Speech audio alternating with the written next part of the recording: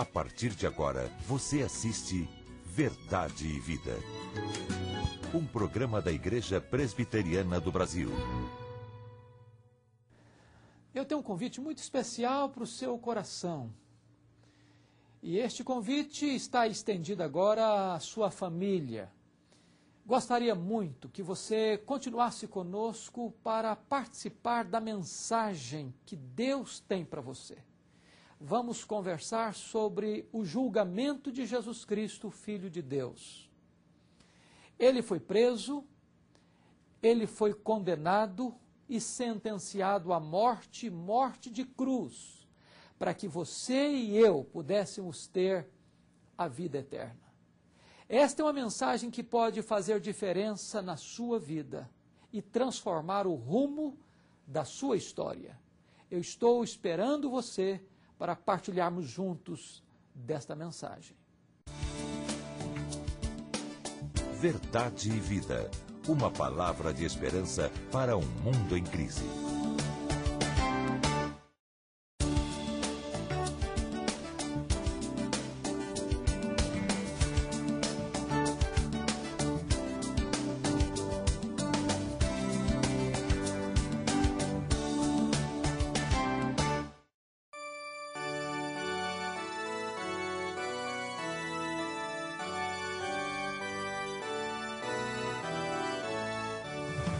Igreja Presbiteriana do Brasil.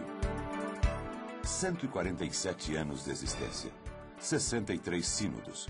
236 presbitérios. 2.304 igrejas. 2.211 congregações. 3.162 pastores. 538.000 membros. De 4 em 4 anos, representantes de todos os presbitérios dessa denominação histórica se reúnem em sua Assembleia Máxima, o Supremo Concílio, para decidir as questões de doutrina, administração, estratégias missionárias, educação teológica, serviço social e exame dos relatórios das suas autarquias e secretarias. Em 2006, o Supremo Concílio da IPB reuniu-se em Aracruz, Espírito Santo. Foi a 36ª reunião ordinária do Supremo Concílio da Igreja Presbiteriana do Brasil, cercada no início de muita expectativa.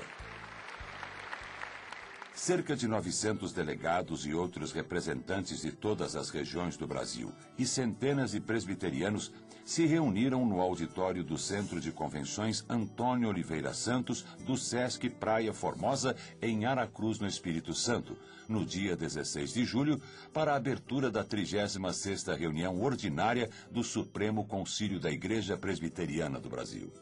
O reverendo Roberto Brasileiro, presidente do Supremo Concílio da Igreja Presbiteriana do Brasil, presidiu a abertura dos trabalhos. Dentre as autoridades, o vice-governador do Estado do Espírito Santo, Wellington Coimbra, e o prefeito de Aracruz, Ademar Coutinho Devens, que deram as boas-vindas aos congressistas, destacando a importância do encontro da IPB. O culto contou também com a participação do grande coral do Sínodo Central Espírito Santense, que apresentou vários hinos de louvor.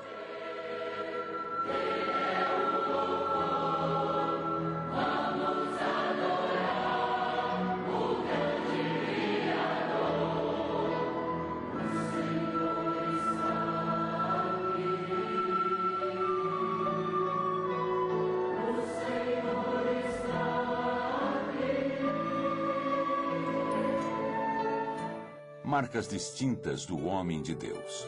Esse foi o tema desafiador da mensagem do reverendo Adail Carvalho Sandoval, secretário nacional para o trabalho da terceira idade e pastor da Igreja Presbiteriana de Brasília.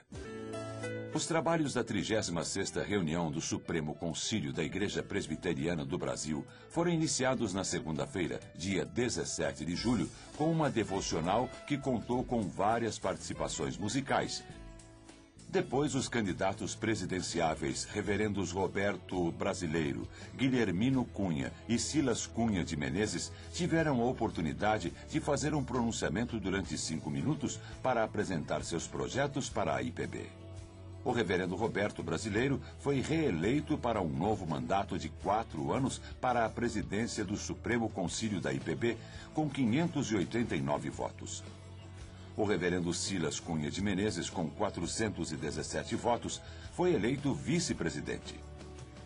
O reverendo Ludgero Bonilha Moraes permanece na secretaria executiva e o presbítero Renato José Piragibe foi reeleito tesoureiro da IPB. A liderança da igreja diz que está pronta para os desafios. Gostaria de informar os irmãos que nosso projeto é sempre o projeto do Supremo Concílio. E principalmente o fortalecimento dos nossos sínodos, das nossas igrejas locais, dos nossos presbitérios, para que tenhamos uma igreja cada vez mais forte, vibrante, evangelística e missionária. Nós queremos que a nossa igreja possa ocupar todos os espaços possíveis do nosso país. A 36ª reunião ordinária do Supremo Concílio da Igreja Presbiteriana do Brasil chegou ao final com a sensação do dever cumprido. Um novo encontro está agendado para 2010. Até lá, o desafio é fazer valer o lema da igreja: evangelização, educação e ação social. Ser uma igreja dizimista é cumprir um dever bíblico e um dever constitucional.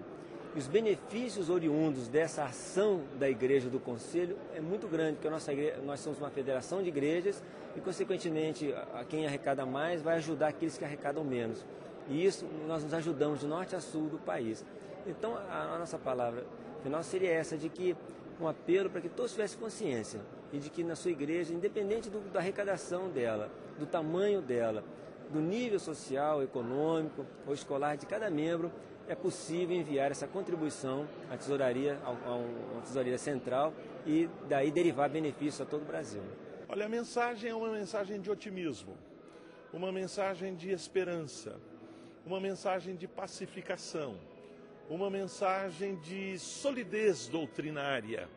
Esta igreja é uma igreja séria e é também uma igreja dinâmica, uma igreja de jovens, uma igreja de crianças, de mulheres atuantes, como é o caso da Sociedade Auxiliadora Feminina, de homens integrados no trabalho da igreja, como é o caso de todo o oficialato da igreja, que é composto de homens. Portanto, é uma mensagem de muita esperança, de muita expectativa, de grandes desafios que existem pela frente, mas esperamos em Deus que, pela graça do Senhor, a gente possa continuar de vitória em vitória, conforme diz a Bíblia, de glória em glória.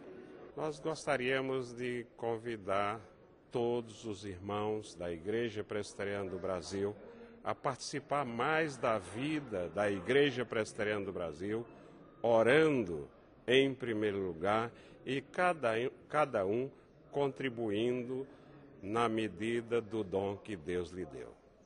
Ame a nossa igreja, ame o nosso país, seja bons cidadãos, tenha uma vida santificada e vamos evangelizar esse Brasil com todo o ardor, com todo o amor, com todo o dinamismo.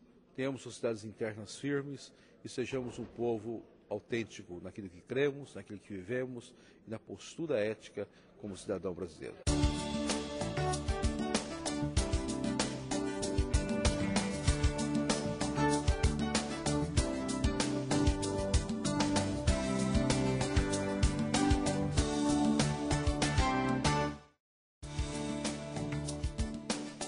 Verdade e vida. A palavra de Cristo para uma vida melhor. Toda novidade que vem no vento, ao peso da força na rotina cai, na monotonia do pensamento, que a busca de outra novidade sai. Toda novidade que vem no vento, ao peso da força na rotina cai, na monotonia do pensamento, que a busca de outra novidade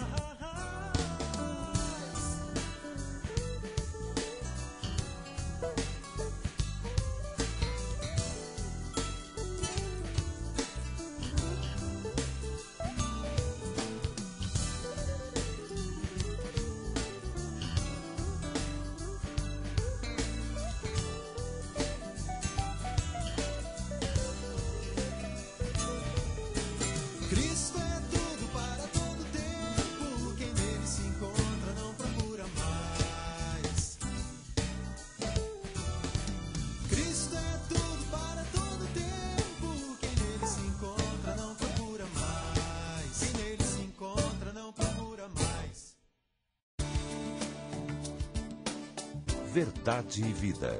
Uma palavra de esperança para um mundo em crise. Eu quero conversar com você sobre um dos assuntos mais solenes da Palavra de Deus. Quero conversar sobre o que está registrado em Marcos, capítulo 15, sobre o julgamento de Jesus Cristo, o Filho de Deus. Jesus veio ao mundo por um plano eterno de Deus Pai. Ele veio ao mundo como nosso substituto, como nosso mediador, como nosso Salvador e Redentor. Ele veio para morrer, para dar a sua vida em resgate de muitos. Ele veio salvar e buscar o que estava perdido. Jesus Cristo entrou na história como o Cordeiro de Deus que tira o pecado do mundo. Mas, desde o começo, Jesus Cristo foi perseguido. Perseguido por Herodes quando era criança. Quando começou o seu ministério, os judeus o perseguiram. Os fariseus, os herodianos, os escribas, os anciãos. Jesus foi alvo de críticas, de ataques, muitas vezes velados, outras vezes ataques abertos. Na verdade, Jesus Cristo jamais viveu sem pressão de todos os lados. Mas ele tinha consciência da sua missão, do propósito para o qual tinha vindo ao mundo. E Jesus Cristo, no momento oportuno, na hora aprazada de Deus, subiu para Jerusalém, na consciência plena de que haveria de ser preso, de que haveria de ser julgado, de que haveria de ser açoitado e condenado à morte e morte de cruz. Foi num período de Páscoa, quando a cidade de Jerusalém aumentava em população 5 vezes. A cidade estava lotada de uma multidão que fervilhava pelas praças. E Jesus Cristo entra em Jerusalém montado num jumentinho, aclamado pela multidão. Vai ao templo e expulsa de lá os vendilhões, derruba as mesas dos cambistas, provocando ainda mais a fúria da classe sacerdotal. E agora, na calada da noite, na surdina, o Sinédrio busca testemunhas falsas para acusarem Jesus, aguardando o encerramento da festa para condená-lo à morte. É neste ínterim que Judas Iscariotes, discípulo do Senhor Jesus Cristo, movido por ganância, profundamente usado por Satanás, procura o Sinédrio e vende Jesus por 30 moedas de prata para entregá-lo nas mãos das autoridades judaicas. Depois de ministrar aos seus discípulos as últimas lições, Jesus Cristo vai para o jardim do Getsêmani e ali trava uma luta de sangrento suor, prostrando-se com o rosto em terra, derramando gotas de sangue no chão, num forte clamor e lágrimas, Jesus Cristo trava a mais renhida batalha de todos os tempos, quando ele ora ao Pai e diz: Pai, se possível, passa de mim este cálice, entretanto não seja feita a minha vontade, mas a tua vontade. Jesus Cristo prevalece em oração e levanta-se de seus joelhos, resoluto e determinado a entregar-se às mãos dos homens, das autoridades judaicas, para ser preso, para ser sentenciado e condenado à morte. A turba, munida de armas, de paus, de porretes, de espadas, capitaneada por Judas Iscariotes, entra no jardim e prende Jesus Cristo, o Filho de Deus. Tantas vezes eles tentaram prender Jesus e não puderam, porque não era chegada a hora de Jesus. Mas agora era o tempo oportuno, quando o Filho de Deus se dispôs a se entregar E naquele momento, as autoridades judaicas puseram as mãos em Jesus, manietaram Jesus e levaram Jesus para ser julgado. O julgamento de Jesus foi em 2 níveis, um nível religioso e outro nível civil ou político. Nesses 2 julgamentos, Jesus passou por 3 estágios diferentes. No julgamento religioso, Jesus foi levado primeiramente a Anás, que era o sogro do sumo sacerdote Caifás. Nesta época, Anás já não era mais sumo sacerdote, ele tinha sido deposto pelos romanos. Mas como os judeus entendiam que a posição de sumo sacerdote era uma posição vitalícia, levaram-no a Anás para que ele desse o rumo do interrogatório, também dando oportunidade a Caifás, nas caladas da noite, para convocar o sinédrio para ouvir as testemunhas contra Jesus. Anás, então, leva Jesus ao sinédrio pleno, que se reúne naquela noite, em caráter de emergência, numa reunião ilegal, porque não se podia convocar o sinédrio à noite. O sinédrio não podia julgar nenhum criminoso durante as festividades. O sinédrio, ao ouvir testemunhas, tinha que ouvir testemunhas pró e contra o réu, de tal maneira que a reunião foi ilegal, o interrogatório foi ilegal, o julgamento foi ilegal e a sentença contra Jesus também foi ilegal. Feito isso, diz a Bíblia que o sinédrio contratou testemunhas falsas, que deram testemunhos falsos, contraditórios. Mas o sumo sacerdote, ao final deste tempo, dirige uma pergunta pessoal a Jesus: és tu o Filho de Deus? Fazendo essa pergunta sob juramento. E Jesus Cristo diz: tu dizes, e vereis o Filho do Homem vindo sobre as nuvens. E diz a Bíblia que o sumo sacerdote rasgou suas vestes e disse: é réu de morte, porque blasfemou. E naquela noite, na calada da noite, o sinédrio condena Jesus à pena de morte por blasfêmia. Mas vejam vocês que logo de manhã, na sexta-feira de manhã, o sinédrio reúne-se outra vez. Por que o fez? Porque o sinédrio não tinha competência para condenar ninguém à morte. Somente o governador Pilatos podia fazê-lo.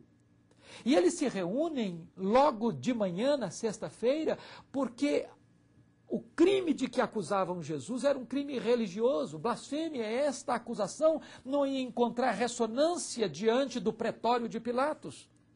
E então se reúne de manhã para fazer uma acusação política, de sedição. E então, logo de manhã, Jesus Cristo é levado ao pretório de Pilatos, com esta acusação política de que ele estava promovendo e provocando sedição, revolta popular contra César, contra Roma, contra o Estado constituído. Logo que Jesus chega diante de Pilatos, Pilatos também tem o julgamento de Jesus em 3 estágios, porque Jesus é levado a Pilatos, Pilatos manda Jesus para Herodes, Herodes devolve Jesus para Pilatos, e Pilatos, movido e induzido pela multidão, condena Jesus à morte, morte e cruz. Mas antes Pilatos tenta 4 evasivas para inocentar Jesus. Pilatos tinha consciência de que Jesus era inocente, de que os judeus o apresentavam por inveja, mas Pilatos foi covarde, porque não foi capaz de agir de acordo com a verdade e com a consciência, mas agiu por conveniência. E contra a consciência ele entrega Jesus para ser crucificado. A primeira tentativa de Pilatos foi mandar Jesus para Herodes. Mas Herodes devolve Jesus para Pilatos. Pilatos agora tenta uma outra alternativa. Ele quer soltar Jesus pelas mãos do povo, propondo soltar Barrabás condenar Barrabás para que Jesus fosse solto, mas a multidão clamou por Barrabás e resolveu clamar pela morte de Jesus. Pilatos parte para a terceira alternativa e diz, vou açoitá-lo e depois de açoitá-lo, soltá-lo-ei. Ora, isso é uma incoerência, porque se Jesus era inocente, por que açoitá-lo? Se ele era inocente, devia soltá-lo e não submetê-lo a açoites, mormente e sobretudo porque os açoites romanos eram de uma crueldade indescritível. Muitos prisioneiros que eram açoitados não suportavam os açoites e morriam durante os açoites. Jesus Cristo foi submetido a uma tortura crudelíssima, um massacre terrível. Terminando isso, diz a Bíblia que Pilatos, então, num quarto expediente, mandou trazer uma bacia e lavou as mãos, dizia, eu estou livre do sangue deste inocente, e entregou Jesus para ser crucificado. E o Filho de Deus caminha pelas ruas de Jerusalém sob o peso da cruz, sob os apupos da multidão sangue sedenta, que clamava a plenos pulmões, crucifica-o, crucifica-o, crucifica-o. E o Filho de Deus é levado ao Calvário, ao Monte da Caveira, onde os corpos ficavam expostos à decomposição, porque um prisioneiro condenado à cruz não era digno de receber uma sepultura.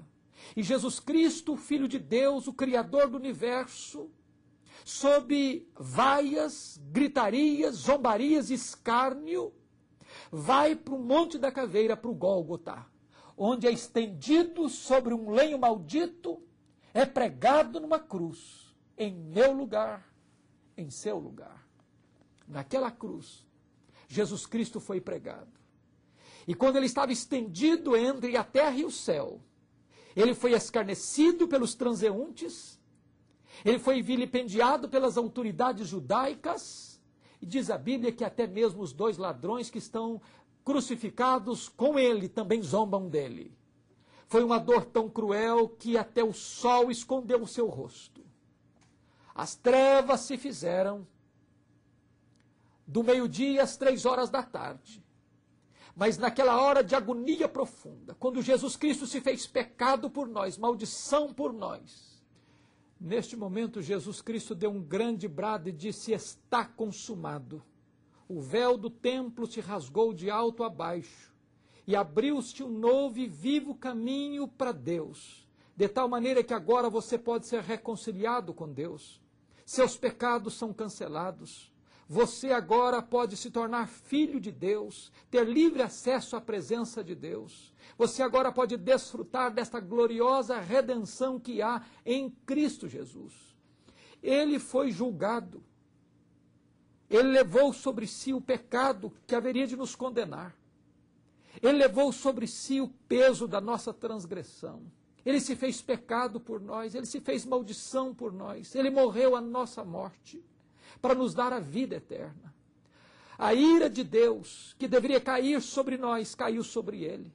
O juízo que haveria de cair sobre nós, caiu sobre ele. E ele morreu em nosso lugar, em nosso favor, para nos dar perdão, salvação e vida eterna.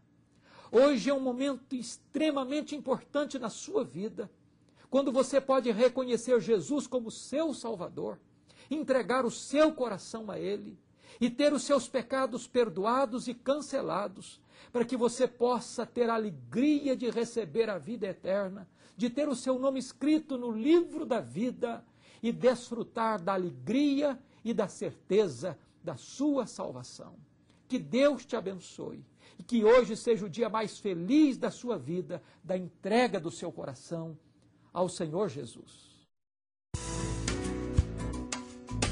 Verdade e Vida, mostrando o caminho do perdão e da vida eterna. Eu sou o caminho, e a verdade e a vida. Ninguém vem ao Pai senão por mim. Bem, querido amigo telespectador, estamos chegando ao final de mais um programa Verdade e Vida. A minha oração, meu desejo sincero é que o Senhor possa ter falado profundamente ao seu coração e que a graça redentora e salvadora do Senhor Jesus possa ser presente na sua vida, no seio da sua família, e que você possa a cada dia, a cada instante, estar com o desejo de aprender mais e mais acerca das verdades da Palavra de Deus. Muito obrigado você, querido amigo, que tem passado e-mail para o programa Verdade e Vida, tem telefonado. A minha oração, meu desejo sincero também é que você continue a ser um intercessor em favor do programa Verdade e Vida. Que você continue abençoando e sendo abençoado, levando outras pessoas a assistirem o programa Verdade e Vida. O programa Verdade e Vida chega ao seu lar para abençoar você e sua família. Você também foi chamado para ser um abençoador. Como você pode abençoar o programa Verdade e Vida? Investindo, dando uma oferta mensal. Você pode depositá-la no Banco do Brasil, agência 4442, dígito 3, conta 7.000, dígito 9. Agência 4442, dígito 3, conta 7.000, dígito 9. Você faz parte dessa história de fé. Um programa da Igreja Presbiteriana do Brasil. Nesse domingo você é o nosso convidado especial para estar na escola dominical às 9 horas, 9h30 no culto e culto à noite às 19 horas, 18 horas. Você é o convidado especial do programa Verdade e Vida. Diga para o pastor da igreja aí bem próxima da sua residência que você é convidado do programa Verdade e Vida e que você quer aprender mais acerca da Palavra de Deus.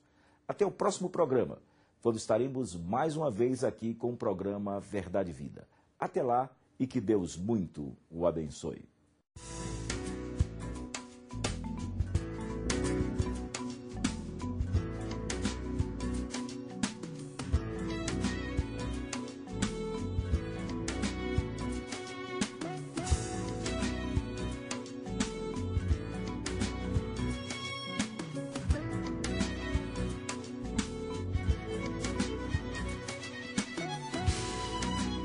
Verdade e Vida. Um programa da Igreja Presbiteriana do Brasil. Para ajudar você a enfrentar com coragem e fé o seu dia a dia, publicamos o Cada Dia. O Cada Dia é um livreto com meditações curtas para todos os dias do ano. Há um texto da Bíblia e uma oração. Tudo isso ajuda você a exercitar sua vida espiritual. Leia uma mensagem por dia, em casa, no ônibus, no intervalo do almoço ou, melhor ainda, com sua família. Para receber gratuitamente em sua casa o exemplar desse mês, ligue para 19 37 41 3000 durante a semana no horário comercial. Anote aí, 19 37 41 3000.